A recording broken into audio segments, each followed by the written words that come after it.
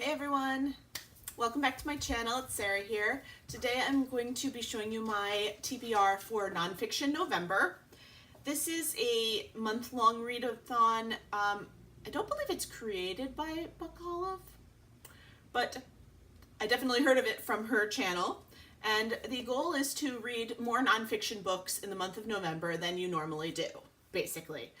I do not read even one nonfiction book a month, which is incredibly sad because when I went to pull books off of my shelves, I do actually have quite a few nonfiction because nonfiction is actually a large genre of books, and it is actually more readable than people think it is, I think. And I'm saying that like having not read as much as I would have liked to. Now, November is going to be a ridiculous month in my house because November is where the whole house is going to be getting repainted. Our ceiling over here is going to be getting fixed. This room is going to be in chaos, and it has already started because I have to start taking all the books off my shelves and storing books. So I will not have access to my normal giant canon because I can only keep out so many books over the course of this. So I really do need to pick and choose the month of November very carefully. And I will not 100% read nonfiction, but I am going to go for pretty darn close because that's what I've pulled off my shelf, so I don't really have a choice. Plus, I went crazy at the library. Like, I think I have 13 nonfiction books out from the library or something like that. It's absolutely insane.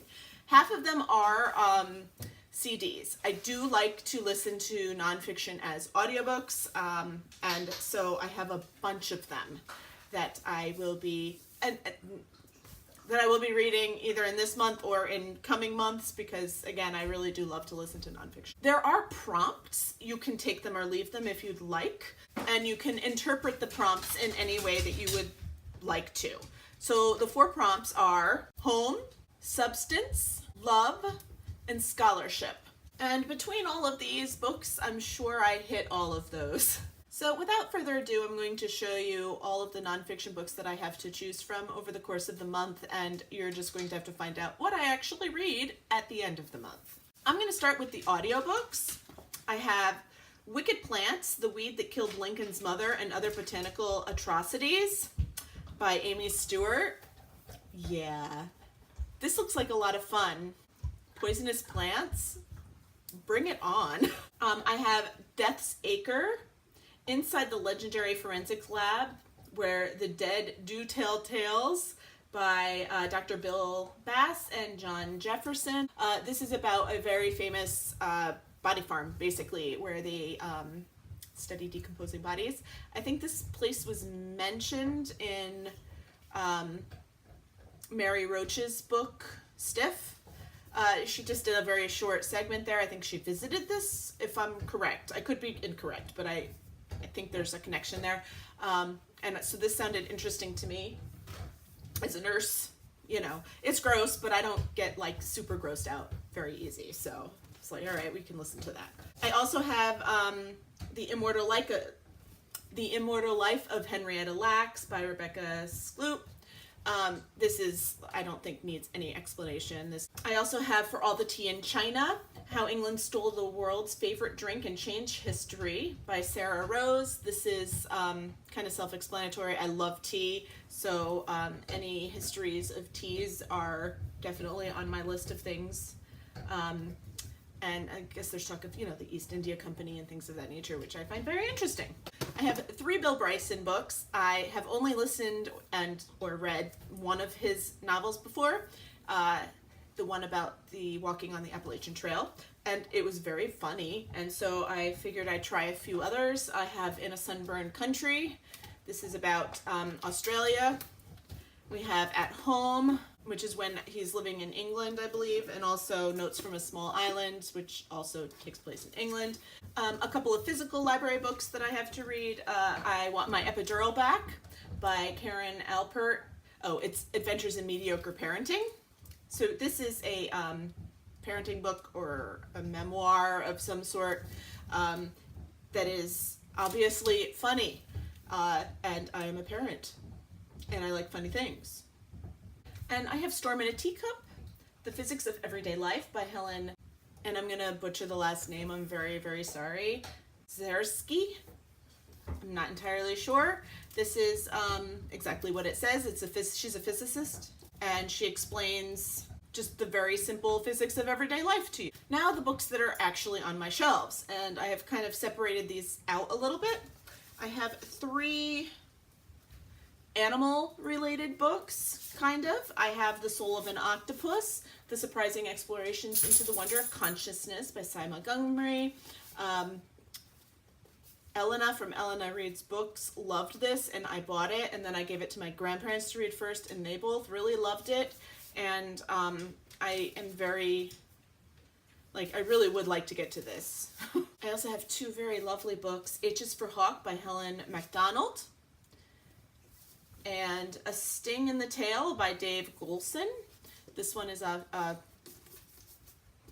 don't know, like a love song to hawks, and this one I believe is about bees, the bumblebee, and they're beautiful.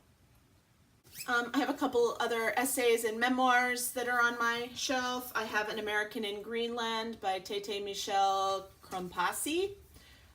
This is, I've been interested in reading this, it's just prioritizing this has not been a main goal of mine.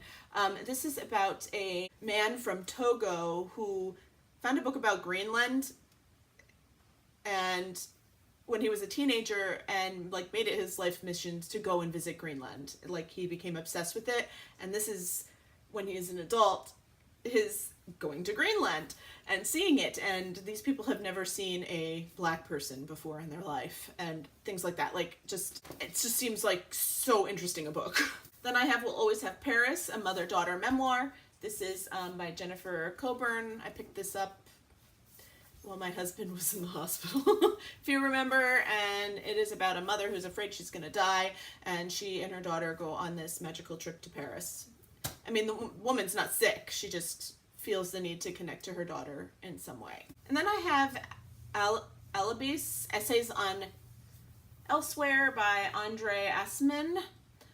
Again, I got this in a book box like years ago. I've never really read a book of essays before. I have it and won an award, so, and it's nonfiction, so, and it's on my shelf, so why not?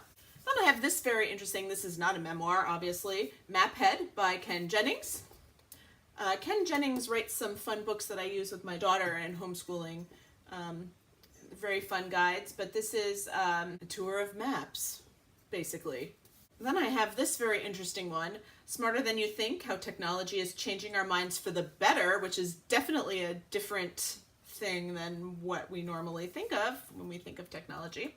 This is by Clive Thompson, and he kind of takes the other side of the argument on technology, which I think would be very interesting to read, because I tend to believe that technology has not done a whole lot of good in our life.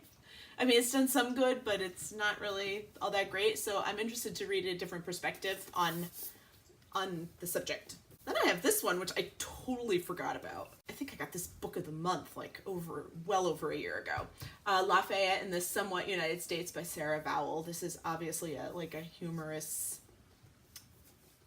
history book. I've never read a book by her, but I think she's pretty famous for this sort of thing, so I always like a little mini history lesson, because, you know, I'm interested in a lot of things, so yeah. And the last history sort of book I have is The Girls of Atomic City, The Untold Story of the Women Who Helped Win World War II by Denise Kiernan. And it has a nice old picture on the front, and I just love it, and this is exactly what it says it is. And again, I like little micro histories, and there's pictures in it of some of the ladies. Like, seriously. Kick butt women. I like that. So like I say, I'm not going to commit to reading 100% nonfiction, but I would really like 99% of it to be nonfiction if I can, since I have all of these books off of my shelf and ready to go. So you will find out whether I read a whole lot of nonfiction or whether I flaked out. I will see you again. It'll probably be a whole lot of messier in this room and drop clothed, and I'm not gonna have a pretty background for a while, and I apologize for that, but I hope to continue to make movies through this little transition period we're having in this home. I have a couple of tag videos that I need to do as well. They will, again, probably be done when things are not so pretty, although we'll see. We'll see when I have the time to do them, but I know I was tagged in a few videos by a few people, so I really will get to those tags. And I will talk to you all later. I hope you're reading something wonderful. Bye.